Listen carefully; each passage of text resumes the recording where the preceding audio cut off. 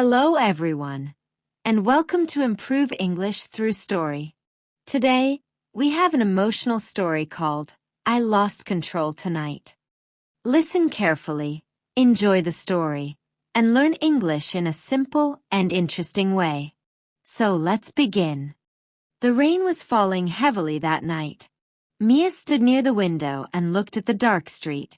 She could hear the rain hitting the glass, but her mind was louder than the storm outside. It had been a difficult day. She had worked for 10 hours, argued with her best friend, and received a message that changed everything. Her brother, Alex, had called her in the afternoon. "Mia, I need your help," he had said. "What happened?" she asked. "I lost my job." Mia closed her eyes. Alex was the only family member she had left. Their parents had died several years ago, and since then, Mia had always tried to protect him. "Don't worry," she had said. "We will find a way." But she was already worried. Now, hours later, she was sitting alone in her small apartment. Her phone suddenly rang. It was Alex. Mia answered immediately. "Where are you?" "At home," Alex said. "Are you okay?" There was silence. Then Alex said, "Mia, I made another mistake." Mia stood up. "What did you do?" "I borrowed money from someone, and now I can't pay it back." Mia felt her heart become heavy. "How much?" Alex told her the amount. Mia could not believe it. "Alex, you promised me you would be careful." "I know. You always say that." "I am sorry." Mia's voice became louder. "You are not the only person with problems. I have problems too." Alex became quiet. Mia immediately felt bad, but she was too angry to stop. "You never think about me," she said. "You only call when you need something." "I am sorry, Mia." The call ended. Mia threw her phone onto the sofa. She took a deep breath. "I can't do this anymore," she whispered. She walked into the kitchen and poured herself a glass of water. Then someone knocked on her door. Mia opened it. It was Daniel, her neighbor and close friend. He looked at her face. "What happened?" "Nothing." Daniel smiled. "You always say nothing when something is wrong." Mia turned away. "I had a bad day." Daniel entered the apartment. "Do you want to talk?" "No, Mia." "I said no." Daniel stopped. Mia looked at him and suddenly realized how loud she had been. "Sorry," she said quietly. Daniel nodded. "You don't have to apologize." Mia sat on the sofa. After a few seconds, she began to cry. "I am tired, Daniel." He sat beside her. "I know." "No, you don't," Mia said. "Everyone thinks I am strong. Everyone comes to me when I have problems. But nobody asks if I am okay." Daniel looked at her. "Are you okay?" Mia laughed through her tears.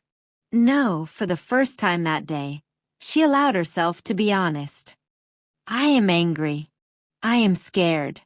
I am tired of pretending that everything is fine." Daniel did not interrupt her. Mia continued. "I lost my parents. I had to become strong for Alex. I work every day. I help everyone. But tonight," she stopped.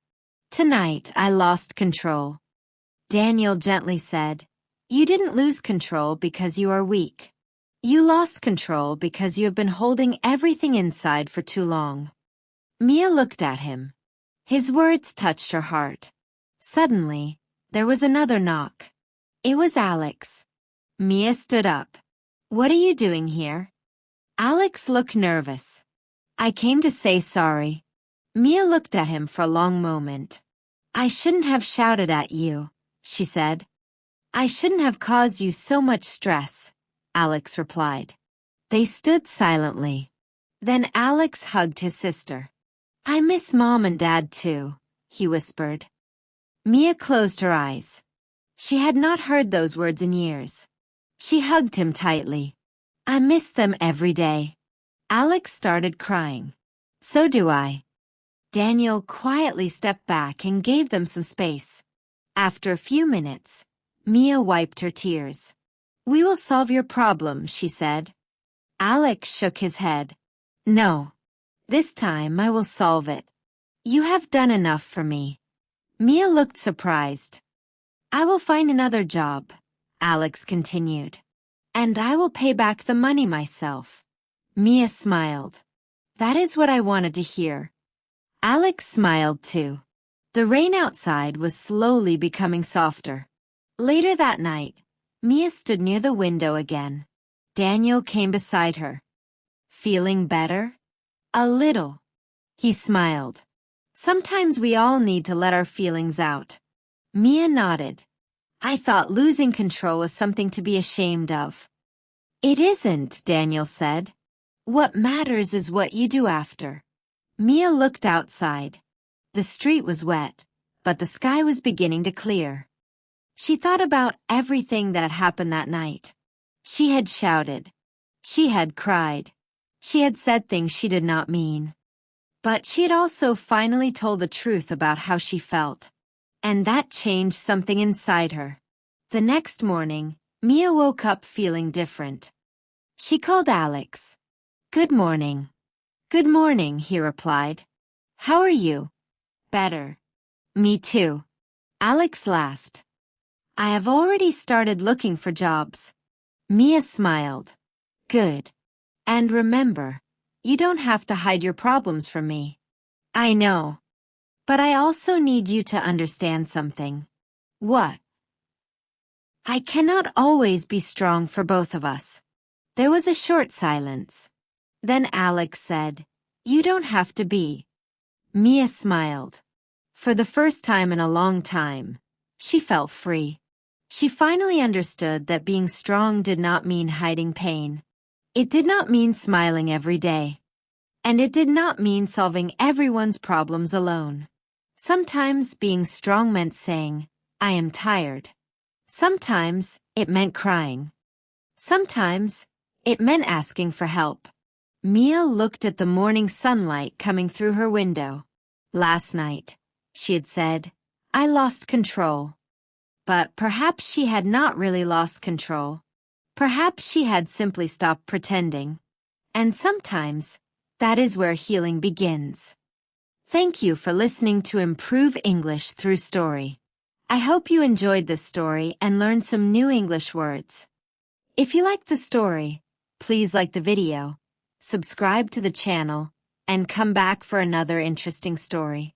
See you in the next story.